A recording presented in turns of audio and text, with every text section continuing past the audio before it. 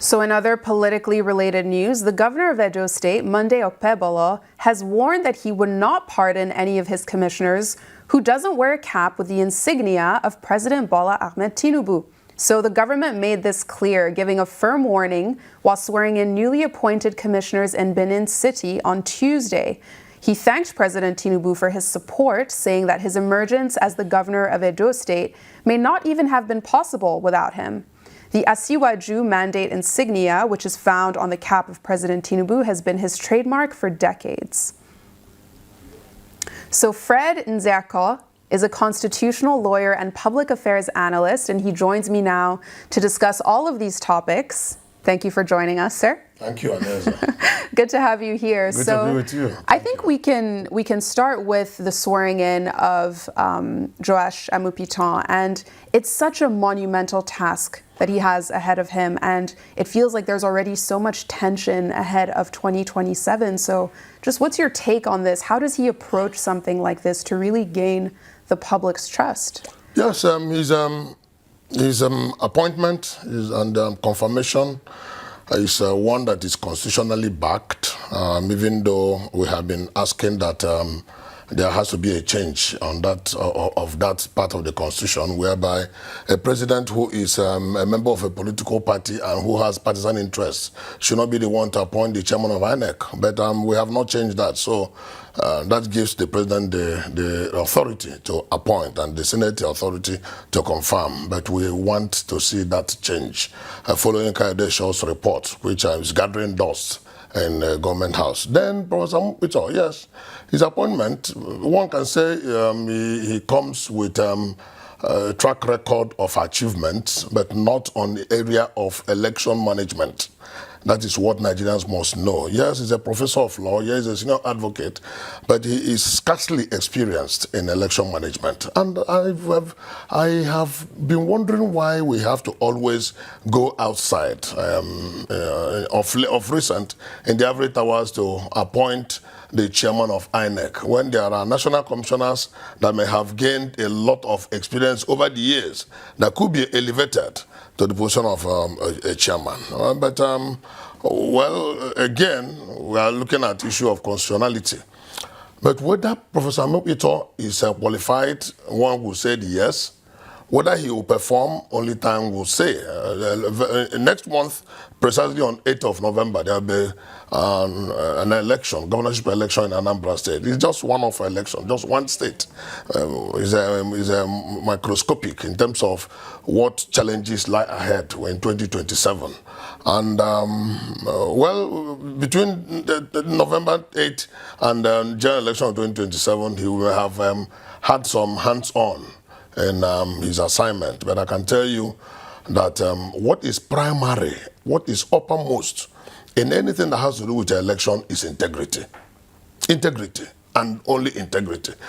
Because, yes, he has sworn to restore the voters' confidence and assure the people of the need to continue to support INEC.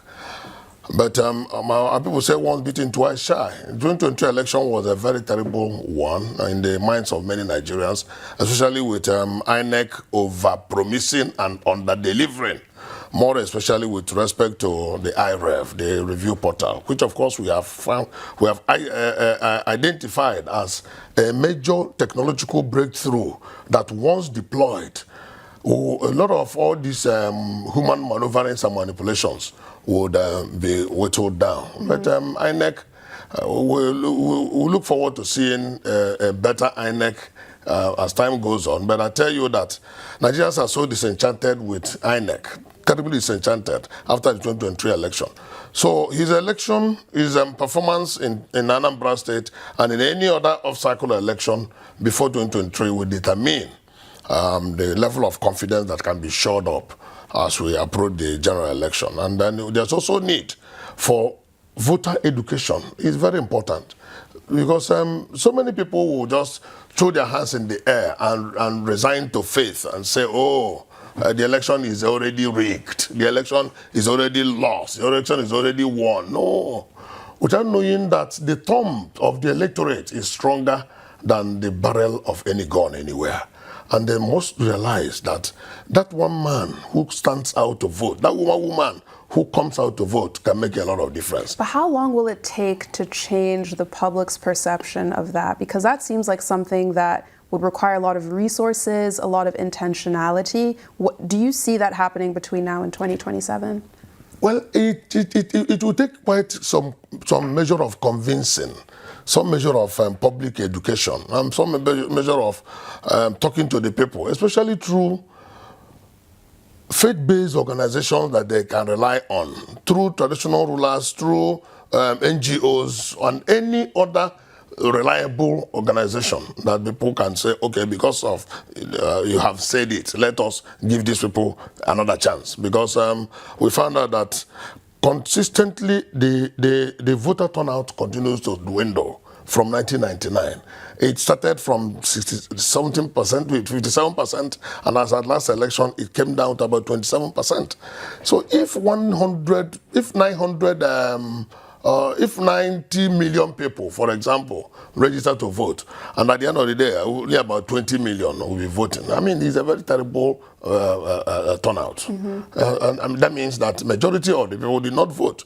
So whoever that is now sitting on that seat is sitting there with the mandate of the absolute minority, which of course is an anathema to democracy. We expect that a lot of people will come out to vote. Yes, their lack of interest was accentuated by the disappointment they keep receiving at every election cycle. But so just like you said, yes, when they are talked to and they have convinced and want to believe, oh, there's a new sheriff in town, let's hope that he will do well and secure the mandate of the people, because the biggest fraud I can tell you anyone can commit on earth is robbing the people of their mandate. That's the biggest fraud. Electoral fraud is bigger than any other crime, because everybody has surrendered his mandate, legitimacy as individuals. You surrender your authority to secure yourself. You surrender your authority to even manage your resources. You even pay tax to some people that you call government, in quote. And that's why we say government is all of us, collectivity of all of us. But there are some people who drive that government. You now do everything to make sure that your life is better. And those same people that you have selected or you have elected by yourself, when it is in a way that your vote don't count, that means some other person somewhere chose your leader for you. And that is why it is, we frown at any situation where electoral victory is decided not at the point of ballot, but maybe in the courtroom, where some juries will sit together, 2, 3, at most, maximum 5, and in some cases, presidential election, max 7, they sit together and decide the fate of 220 million people when they would have come out to decide their fate. So it is a terrible affront on the sensibilities of the people if anybody tries to manipulate their mandate. And all over the world, electoral mandate is held sacrosanct. The mandate of the people is said to be a very sacrosanct mandate that should not be toyed with. So we want to use this opportunity to tell our people, yes, the past has gone behind us. Let us make very good use of tomorrow, and today and tomorrow, because we can never recover the past. 2027 is ours to handle, and it is left for Nigerians what to make out of it. And happening in the background, or also possibly the foreground of all of this, is all of these politicians having this mass defection to APC. I mean, given what you've just said to me, and all of this happening within the last few days or the last few weeks, how should the public be thinking about this? Is Nigeria headed to a one-party? I think one should ordinarily not worry so much about defection. Why? Even though it is morally wrong, it is constitutionally wrong. Section 68, subsection 1, paragraph G of our Constitution, 1999 as amended, is very specific about defection of a legislator. That once you leave that party through which you became elected and go to another party, your seat will be declared vacant. That clause of declaration is what they are capitalizing on, because who will do that declaration? It is the Speaker for the House of Representatives, or the President of the Senate for the Senate, and the Speaker for the House of Assembly of each state. And if that defection benefits the party of the speaker or the party of the Senate president, they look the other way. And that is a breach. That's a terrible breach of the provision of the Constitution. And that is why we say that when we continue to breach our laws because it favors us, we are not building our democracy. We are not helping ourselves. Because our laws must be over and above everybody and every interest, no matter how partisan that interest is. But when there's a defection, and because the man is defecting to your party and you're the speaker, you don't want to declare his seat vacant. You now sideline that robust provision of the law, so as if it doesn't matter, it is a breach of the Constitution. Now, why I say that you shouldn't worry much, even though it is morally wrong and constitutionally wrong, is what is most important is integrity of the election. It's pure and simple. It doesn't matter what party. It doesn't matter. Integrity of the election. Integrity. Once the election is free, fair, and credible, all the politicians can cramp themselves in one political party and the people will go the other way. And that is what we are looking out for. Whereby, irrespective of where the governors go to, irrespective of where the senators and the representative house members go to, irrespective of where anybody goes to, because we know that constitutionally you cannot stop anybody from associating with any set of people he likes to associate with. It's a constitutionally granted right, fundamental, that freedom of association, which is also the freedom to belong to any political party of your choice. No problem. But in belonging to that political party of your choice, you also should not breach another section of the Constitution. Mm-hmm. That is where we have to come out. Don't breach that section 68. Where you are trying to fulfill sections 34 to 40. You are trying to harness your fundamental right, but you are breaching the right of others, because that mandate given to you was mandate given to you by the electorate. They decided to give you that mandate with chosen to political party.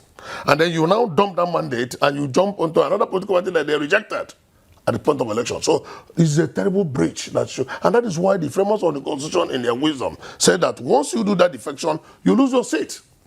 But the loss of seat is said to be automatic with a proviso that there will be a declaration. Now, they are undermining that proviso, that of declaration.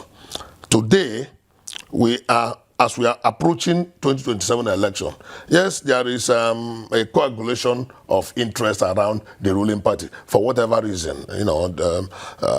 Anybody is entitled to his or her opinion. People say they are twisted to come over. Some say they are promised a second tenor ticket to come over. Some others say they are promised freedom from prosecution by the anti-corruption agencies. And some others are claiming, they themselves are claiming, they want to join the center to bring, to connect with the powers at the center, as if the power at the center is a nucleus power that has atomic bomb inside it. I can tell you that those are all political semantics. We know that the movement is anchored on one, self-survival, political interest, and then undue neglect of the mandate of the people. Undue neglect of the mandate of the people. Yes, for the governorship, that is for the executive, there is no such provision in our laws that when you defect, you lose your seat. But morally speaking, politics, law is all about morality and reality. Yes, the reality, yes, there's no, but morally speaking, you are not supposed to do so. But if they are now capitalizing on the fact that there is no express provision on our laws that says the governor should move, they should remember the morality that is attached to the position they are holding in trust for their people. Do you think they're willing to do that? Well, if they don't, their conscience should be troubling them. If they don't, they should search their consciences and they know whether what they are doing is right. They are claiming they are going to connect with the center. Fine. I have also argued and advocated that for every disadvantage, there is some form of blessing in it, if we want to harness that blessing that may fall out. Now that most people are moving into APC. Today, APC has to turn majority of states in the country. APC has to turn majority of members in the Senate. And very soon, or if they have not already gotten that, or members of the House of Representatives, what are they going to do to the benefit of the people with this majority that they have? That's the question. There are some aspects of our constitution that has been meeting with opposition at the state level by the governors who don't want. I give you an example: autonomy for the local government system. That government at the lowest rung and at the closest to the people have not been autonomous. Yes, there has been battle for their financial autonomy, but without political autonomy, the financial autonomy is riddled with booby traps by the governors, whereby it still has not delivered the dividend expected by the justice of the Supreme Court. Now that APC has the majority of the states, can they now look into all our laws and utilize this majority to the benefit of Nigerians? If they do so, that becomes a positive fallout from all this movement. They say it's movement. Some of them say it is not defection. You heard it. Some of the governors say this is movement. Fine. Can this movement have positive impact on the people? All those bottlenecks that has been politically set against some provisions of the Constitution that require two-thirds majority of the state houses of assembly to amend, can we now look at all of them and amend them so that the country will move on the trajectory of growth and development along the line expected of it by the international community? Look, I tell you, Aneza, that Nigeria is disappointing the rest of the world, because when they look at the quantum resources that we have in terms of natural resources, human capital resources, beautiful environment, wonderful weather, and the rest of them, the output is nowhere connected to the input. The input given by nature, the output that is supposed to come out from the leaders and from the country is a far cry from the input. So the rest of the world, especially Africa, of course, Nelson Mandela has said so, that with Nigeria, Africa can rise. But if Nigeria continues to totter on the floor, it will continue to bedevil the development of Africa. And to that point, it brings us to our next topic of Obasanjo saying that he wants to see more young people in, positions of leadership. And I think it's such an interesting topic because there's always excitement whenever there's young people in power. You saw it in Senegal. I think even when Macron was first elected, there was even President Obama in the US. Yes. What will it take to actually see that in Nigeria? And I think a more important question is, what are we doing to actually position young people so that they can elevate to those positions of power? Are we doing enough? Well, I want to agree with former President Obasanjo that we need to be intentional about developing the political, not only political interests of the young people, but also allowing them some space in the governance structure. Because the rest of the world is going that way. You just mentioned a few world leaders, some of them in their 30s, 40s, and they become leaders of their countries, and the countries are doing well. And even in this country, some people who have been opportuned to lead their states as youths, a lot of them did quite well. There has been some little change statutorily, constitutionally, when the age limit was reduced. Previously, for you to aspire to become a governor, you would be at least 40 years. It has been reduced to 35. For you to aspire to become a senator or member of House of Reps, it has been reduced to 35 and 30 years, as the case may be, even House of Assembly. But does it end in reducing the age limit for you to aspire?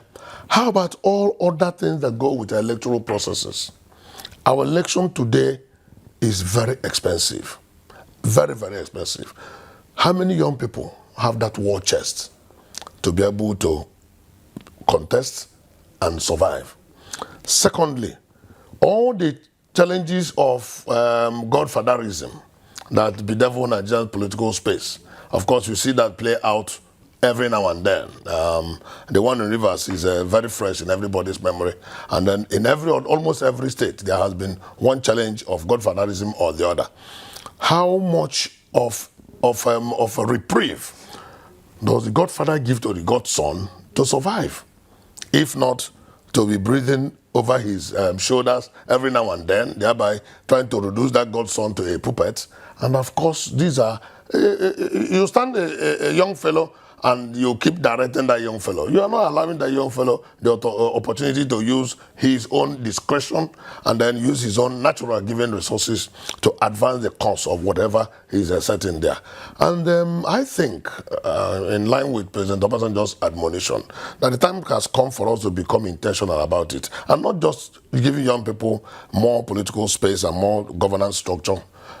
Also, make it intentional that more women should be involved, because Nigerian experience has shown that most of the places where women were opportune to get into governance, they have not disappointed. They have not. So I think that a country that wants to live for the future should think more about the youth. Time has gone when you say the youth are the leaders of tomorrow. I mean, President Obasanjo is saying, let them be leaders of today and then move forward into tomorrow. But is there a sense that Nigerian youth, as they are today, are well equipped to be in positions of power to lead? Do you get that sense that the Nigerian youth of today are there? Yes, of course. The same way you nurse a child from a toddler to an adult, you also have to nurse a youth to mature and take over positions of responsibility. You've got to be intentional about it. I mean, even in farming, if you don't tend your garden, weeds will overtake the plants that you put in there. The same way, if you don't nurture your children, the young ones, if you don't tend to them, if you don't take care of them, you're not intentional about their growth and development, if you're not intentional about giving them space to experiment and show what they can do, how are they going to have the requisite experience? You don't get experience by sitting down one place and not acting. The experience will come by trial. And then with that trial, by the time you bring in, say, 100 young people, you expose them to one particular assignment, there's no way you are not going to harvest at least 20% of that. That will be exceptional. And that is how a country builds the future, by exposing their youth to critical learning, strategic thinking, and planning process. That way, that tomorrow you are talking about can be secured. Otherwise, if you just allow your youth to be rambling the same way Nigeria is doing today, and that is what is driving them around away from the country, trying to search greener pastures elsewhere. Because today, because of the happenings in the country, the youth themselves have lost that critical hope that is needed.